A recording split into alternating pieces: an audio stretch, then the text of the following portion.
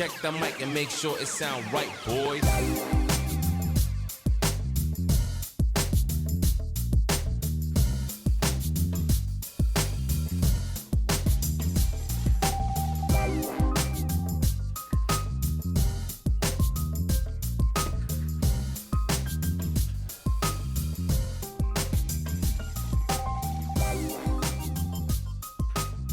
My name is Calvin West. Welcome to 81 Degrees Calvin. I make content for black people. Sound right, boy. The story. Okay, so the hubby and I had the wonderful opportunity, well, depending on who you ask, we had a wonderful opportunity to move into a historic neighborhood here in downtown Phoenix. And the historic Coronado district of Phoenix. And, it is very, it's historic in the sense that these places have a history to them, right? The buildings are typically older, and the organizations that are empowered to determine whether or not a place has historic status or not have deemed this neighborhood to be historic.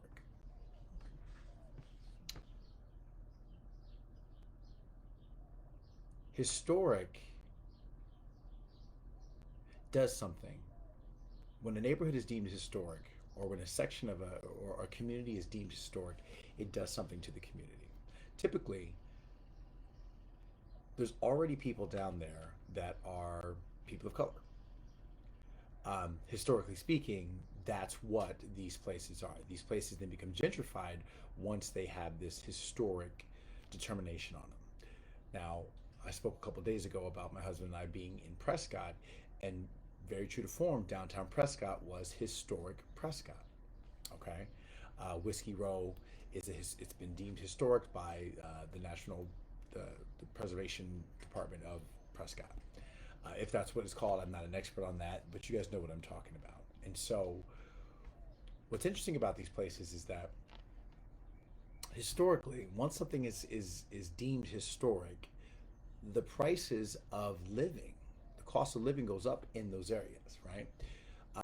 Because the housing costs go up. And what you find historically is you find a lot of investors, typically white people, coming into these neighborhoods and purchasing property at very, very cheap, right? Purchasing property very, very low, investing some money, not investing a ton of money, but investing some money to turn those properties around and then sell them for a profit, or to rent them out for a profit. Now, what this does historically is it moves out the people who built up these communities, typically people of color. It's no different here in Phoenix. It's no different there in Prescott. It's no different anywhere, right? What's interesting about all of this is that this is a form of white violence, right? When a place is deemed or slated as being historic, white violence takes place. And what that looks like is gentrification. It absolutely looks like gentrification, right? Too often do we hear stories of, man, my rent went up. My mom, who's been living in this house for 30 years, can no longer afford it. That's insane, right? A person of color who has a history of living in a neighborhood, once it becomes historic, the history changes. The history is now then whitewashed.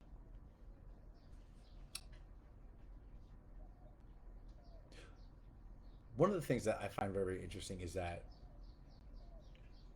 black people are often told, just get over it, right? That happened so long ago. Slavery happened so long ago, when it really honestly didn't. It didn't really happen that much long ago. It really didn't. There's been talk about how, the Confederacy, people still wave the Confederate flag and want to hold on to that history and are upset when those statues and those buildings are under fire, right? For their racist history. And the argument is well, don't destroy our history. Don't destroy our heritage. a heritage that is violent, historically violent, right? So, that being said, in schools, how we teach history in schools is completely whitewashed. And so, again, that's another form of white violence is that when we are educating our youth, we paint the story of our history very, very differently. Now, one of the things I'm going to get into talking to about just a little briefly is that in Tennessee and I believe in another state, there's been a new law passed, and I'm going to show us a new TikTok video that's going to showcase exactly what this law is and what it's about. And what this law pertains to is how we tell our stories, right? Tell the truth, the history, how we speak the truth in regards to where we came from and who we actually are as a country. And what you will find is that, again, white violence is apparent, and it's in charge, right? And so now you want to ask yourself, black people, we've got two things that we've got to be concerned about here, right? We've got to be concerned with what our children are being taught in regards to their history, as well as what's not being taught to our children and to children of other races, right? Specifically white children. Because white children grow up to be white adults that then become either a part of the solution or part of the problem. And if we're not teaching the correct history or just the history in general, right? All of it, we're setting ourselves up to fail. But then it comes back down to who's got the power to make these decisions. And what you will find is historically, it has been white people.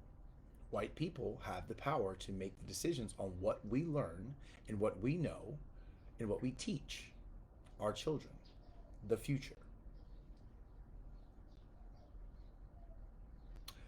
So today, it's important for us to understand our role in that as black people, right? We've got to be teaching our children and our friends and our families the true history. And we must be relentless about that. Because historically, we haven't done that. We haven't done that. Historically, what we've done is we've listened to how white people tell our story. And that can be very damaging. That can be absolutely very damaging. Why? Because our truth isn't there. Historically, we did not start as slaves, black people. By no means. We did not start our journey in America as, we may have started our journey in America as slaves, but we did not start our journey on this earth as slaves. That is not the truth. And yet that is what is taught, historically taught, in our textbooks to our children. Imagine that, right? What will that do for a child if historically they don't come from greatness?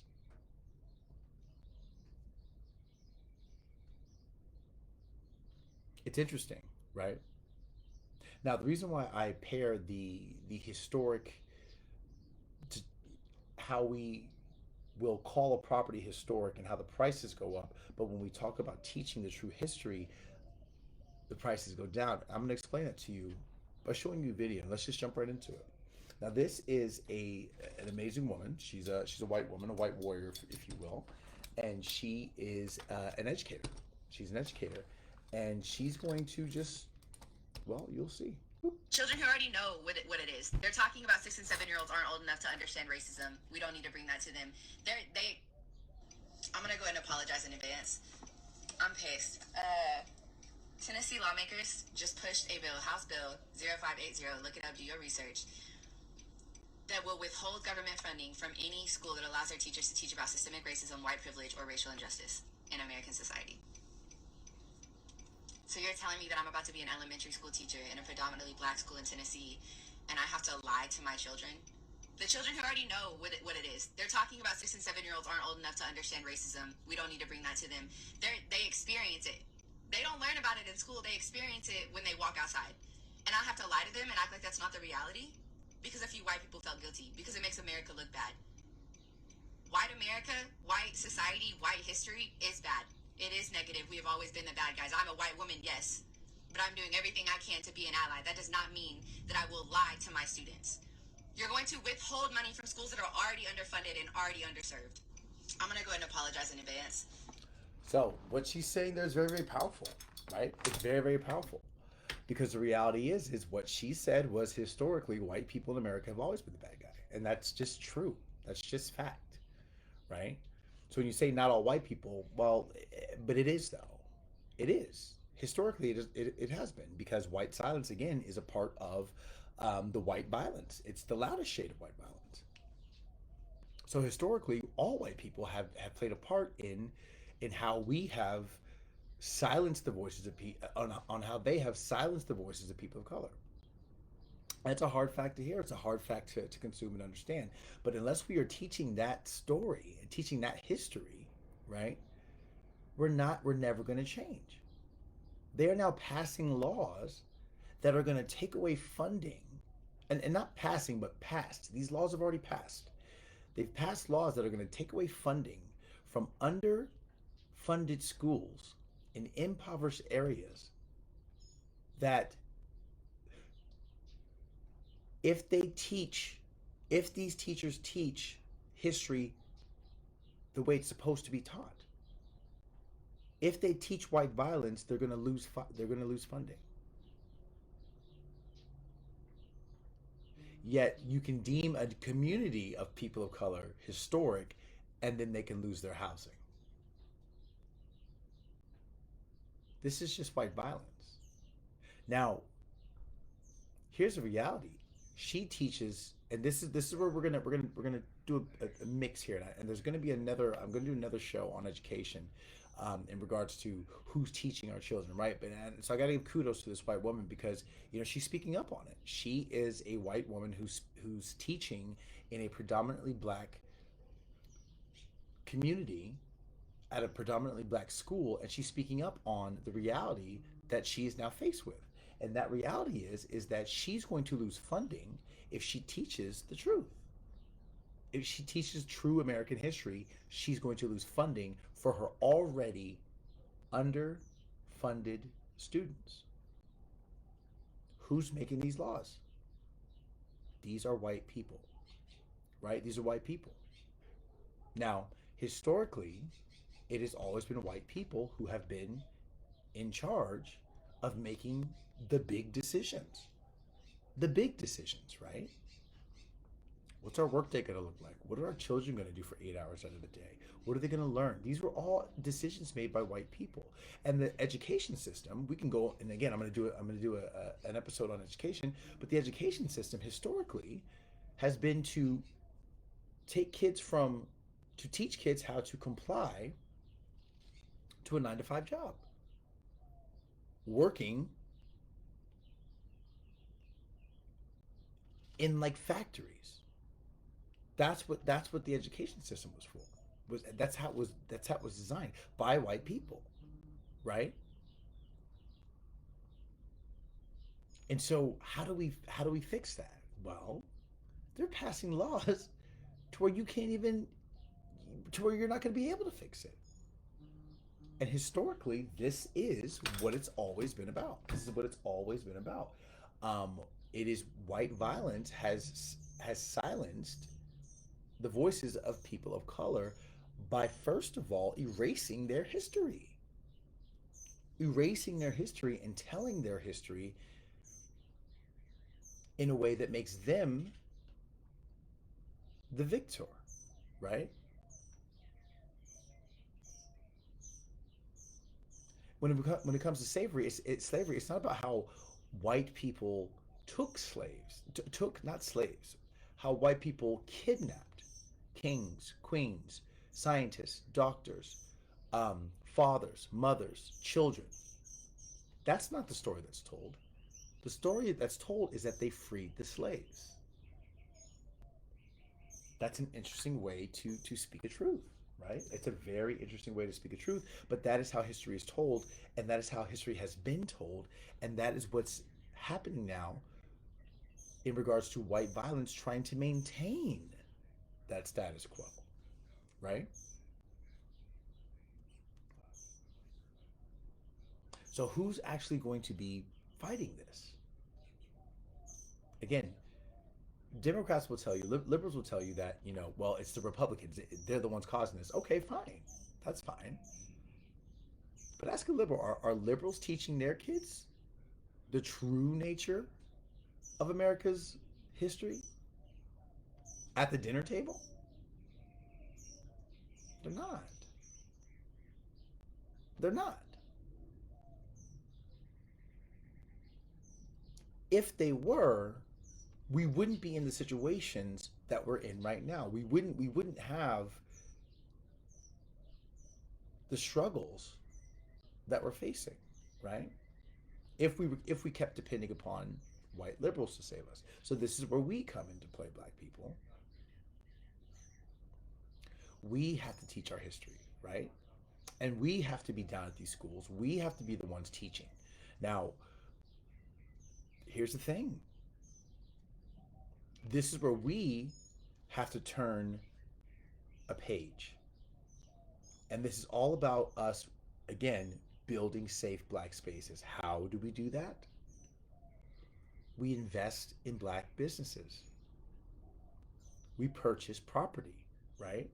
We build schools. We take over schools in our communities. There shouldn't be white people teaching black kids their history. They're already trying to stop that with these laws. They're already trying to stop that with these laws. So we've got to do this at our home. We've got to do this at home. Much like racism, and this is why racism will never go away. And historically, it can't go away, because historically, racism is taught at home. Racism is taught in the household, at the kitchen table, right? And this happens on both sides. This happens on a Democratic side and on a Republican side. You know, I spoke about this before when I said that how come every person of color can speak to a situation where they dealt with racism in their lives, but not one person, not one liberal can say, yep, I know a racist? There's more now, right? There's more now. More people are coming out now and say, yeah, my mom is a racist. And I've seen that. I don't want to completely deny everybody or downplay it. But the reality is historically, they haven't. So what do we do about that? This again is where we have to turn. We've got to pivot. And we've got to move away from trying to change races as we have done historically. And we have to build new history, right? In how we overcome what ails us. Now, let's talk about some black excellence historically. Black Wall Street was an amazing, amazing place. Now, the history of Black Wall Street is that white nationalists, white violence tore it down. And while that may be true, it goes a little bit deeper. Now, this is where things get kind of interesting, right? But it also makes sense. Now, there's a creator on TikTok. Her name is Chats with Mila. If you don't know her, look her up. Chats with Mila. She says a lot of great things. And what we're going to do is I'm going to show you something that she said the other day, and I got to find it, so give me just a moment. Something the other day, which is just, it's so on point. It's so on point with what's going on here and what we truly need to understand about our reality and about our history, okay? So let me find this just a second. Talk amongst yourselves. Should have had this one ready.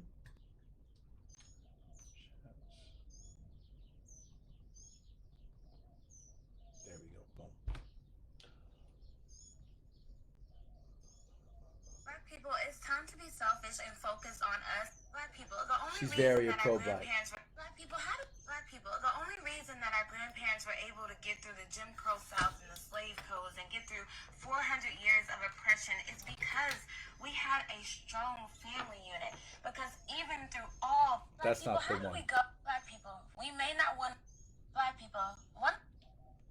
Chats with Mila is one Our of the most skills, amazing, our talent, our amazing. Having our own separated Black-owned communities is not as extreme and difficult as we try to make it. We have to unlearn the history that's been told to us by the very people who benefit from our ignorance. I know y'all remember them telling us in history class that after slavery ended, that the government didn't know what to do with African Americans because they couldn't send us back to Africa because we wouldn't know how to sustain ourselves. Y'all, that was the biggest lie. Think about it.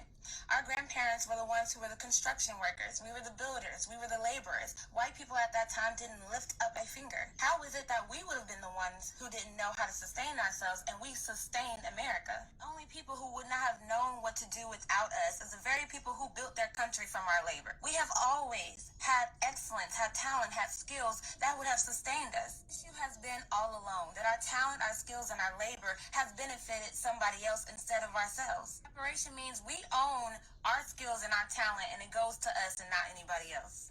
Fine. Black people, having our own. So Chats with Mila, she's amazing. She's an amazing content creator. She says a lot of very bold things. I love her. I love her because what she's a solutionist. She's a Black solutionist. That's what I identify as, right? She makes content for Black people, as do I. A lot of what she talks about is in the beginning when we had Black Wall Street. It wasn't riots that took it down. It was actually the desegregation of it, right? When white businesses were allowed to move in to Black Wall Street, gentrification, which we know historically is the immediate downfall to any community of color. As soon as gentrification happens, it is the downfall of a community of color. Bottom line, hands down. And so what people will say then is that, like, oh man, you're a racist because you want segregation. It's not segregation. It's safe Black spaces. We have to change this word that we're using, right? How do we build safe Black spaces? We got to own our own land. We have to own our own businesses because the way we are doing it is not working. And historically, it has not worked. Fighting racism has not worked. And all you need to do is pick up a history book, even the ones written by white people, to know that. Specifically the ones written by white people. You know? We need to come up with our own history books that speak our truth, right? Where our history starts at growing up and being powerful, coming from beautiful families, beautiful heritage, beautiful cultures in Africa, right? That's where our history starts.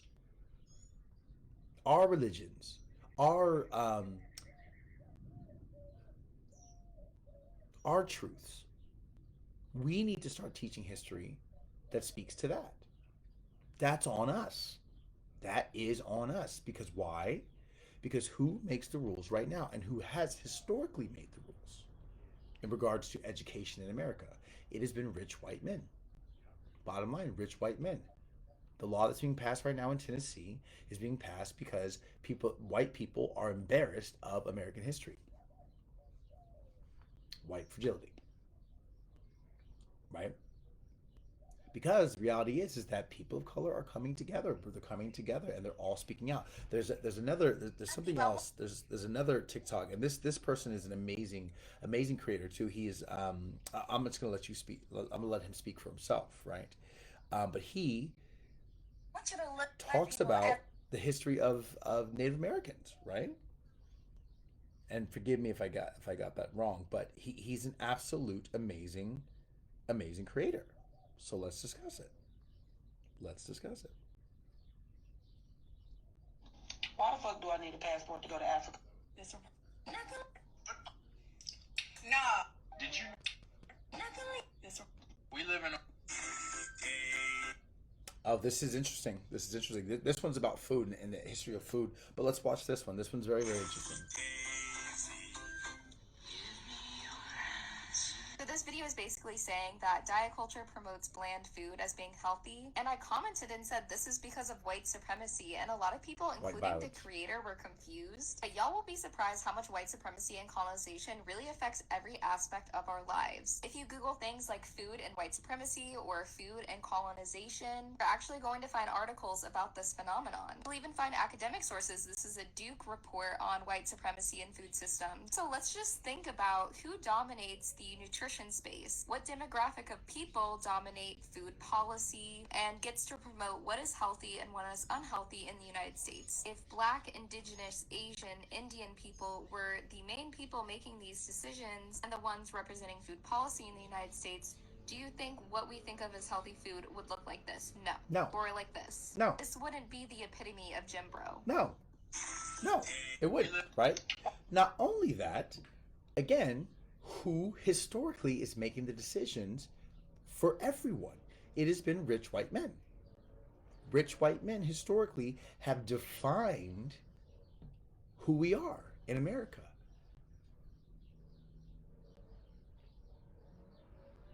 That's it. You know?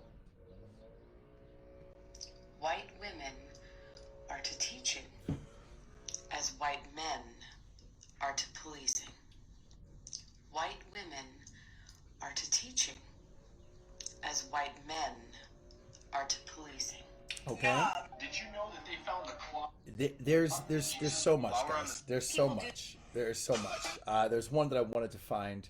I don't think I liked it. If I don't like the video, then I miss it, right? And so I may have missed it this time. But the video was of this creator, and I'll be able to post the link hopefully later. But the creator is a I believe a native of America, and he talks a lot about how historically white people are stealing the culture of Native Americans, as they have done with all people of color, right? It's called cultural appropriation. We've talked about that on previous episodes. The video is stitched, which means that someone can take their video and then, make their own video out of it. And it was from a white woman. And the white woman said, man, you guys are just really trying to make white people feel bad for everything. And the reality is that no one can make you feel bad about anything, right? I can't make you feel bad about anything, but I can speak my truth. And more people of color are speaking the truth, because historically, people of color have not been able to speak, right? Historically, we have been silenced. We have been censored, right? But again, thanks to social media, we're able to get our stories out, and we're able to get our truths out. And now it's becoming abundantly clear who the issue is. And it's white people. It's white people, right? As a whole. And that's a hard thing to hear, right? Because historically, white people have been, hey, we're making change, we're doing things, but you're not, though. You're not. You're building white supremacy. And that's what white people do, is they build white supremacy. And so that's what they've done historically, and that's what I believe that they're going to continue to do, right? Because the ones who can make the change are the liberals. So they're the only ones who are saying that they actually care about all that, right? But where do they spend their money? And where historically have they spent their money? Historically, they've spent their money building white supremacy. It just is what it is, right? That's the difference. But yet raising a fist, saying Black Lives Matter, saying stop Asian hate, I don't know if what other terms are out there, or what other catchphrases that are out there, but the reality is that, like, they've spent their time pumping fists, but spending their dollars in white businesses, white establishments, building white supremacy, taking over communities of color, right? Taking over communities of color. My neighborhood is like 80%, 90% Democrat, liberal, white, And I'm having the hardest time in my own neighborhood trying to get my voice heard, right? Well, not anymore. My voice is heard, and I really don't care about the neighborhood anymore. But I've lived 5 years in this neighborhood, and it's been a difficult time dealing with liberals, because historically liberals don't actually care about people of color. They care how they look in regards to people of color. And that's very hard to hear. But until you give your dollar, until you bank at a bank of color, we'll just call it what it is, until you shop at businesses of color, until you dominate, until you change your behaviors to building until you change your behaviors to distancing yourself from building white supremacy, you're not an ally. You're just not. And that's okay. It is, because it just is what it is, right? I can't tell you where to spend your dollar. I can't tell you where to do that. All I can do is make an observation, and that's the observation I'm making. And what I'm educating my people on that. Listen, we've got to do this for ourselves. We have got to do this for ourselves, and we have to pivot.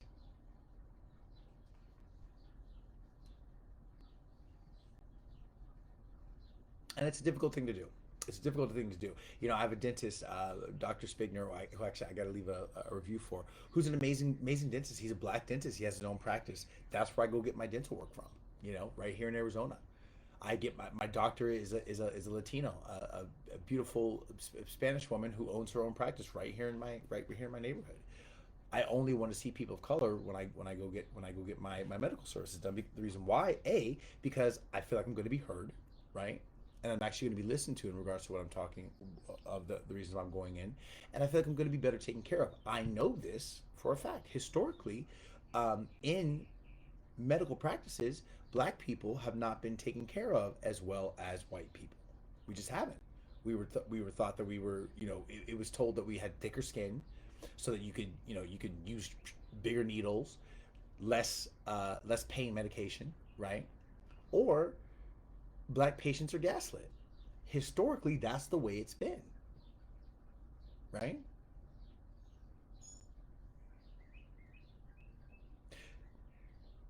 I'll end on this. The point I'm trying to make, or the point I'm making, is that the only time history actually matters for people who aren't of color is when a place gets deemed historic, right? Or the Confederacy. We want to hold on to to that history, right? Or we want to dominate those neighborhoods who have this new title, right? And historically, that is a shade of white violence that we have not talked about enough, right? And the people who need to own that are liberals, white liberals, because that's who's in my neighborhood. That's who's in the Willow district. That's who's in the Garfield district, right? It's not Republicans. It's not. These are liberals. And what's interesting is that liberals will take over these neighborhoods, these communities of color, and then they will silence the voices of people of color in these neighborhoods. I've lived it. I know it. I lived it. I've lived in Phoenix over 15 years now. I was living down here in a very tiny apartment, right on Roosevelt, before it was a historic Roosevelt. Before, right? When it was still considered dangerous. And let me just be very, very clear. Phoenix has never been dangerous. It's just been ethnic. Historically, white people will deem a place dangerous if there isn't white people there. Place that historic name on it, guess who moves in? White people.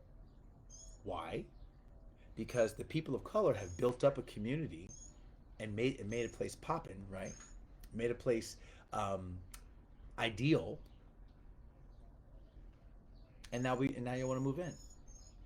It's just the way it goes. It's the way it's always been.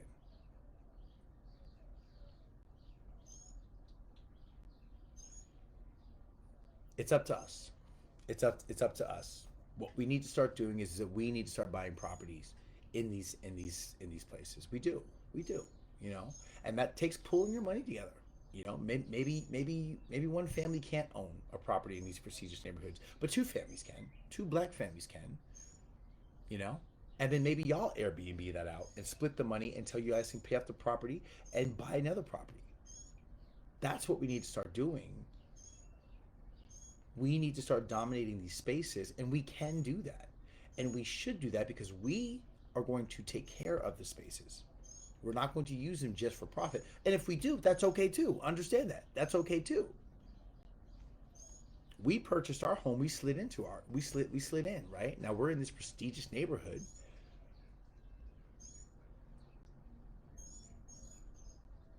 And I fight to keep the racism out of it. That's why I'm hated in this neighborhood. It's because I know I slid in with you guys. Yeah, I know we all made it here, right? And everything's supposed to be good and gravy. But no, that's racist. That's racist. That's discriminatory. That's white violence, and I'm going to point it out. You're not going to live here comfortably. You're not, because you have uncomfortably kicked people out of their homes, right? And that's not okay. So,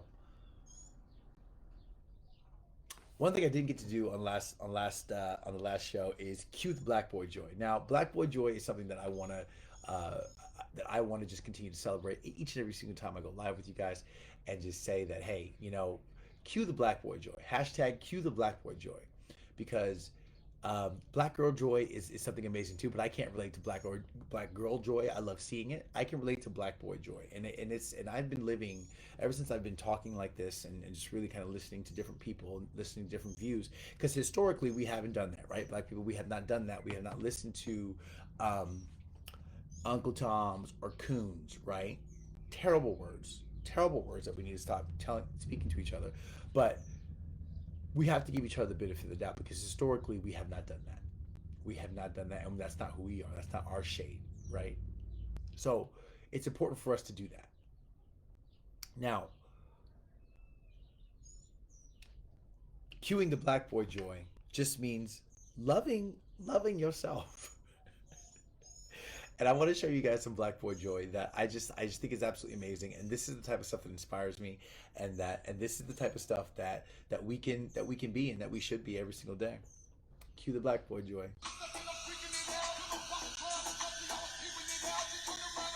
Amazing.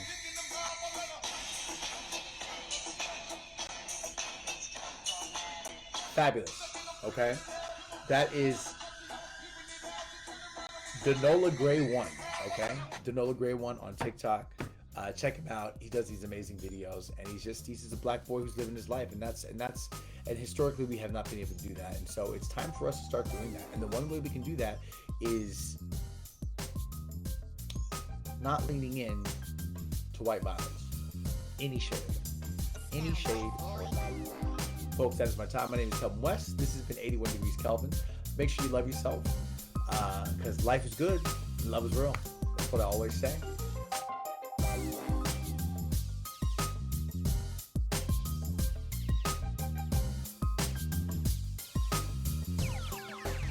It sound right, boys.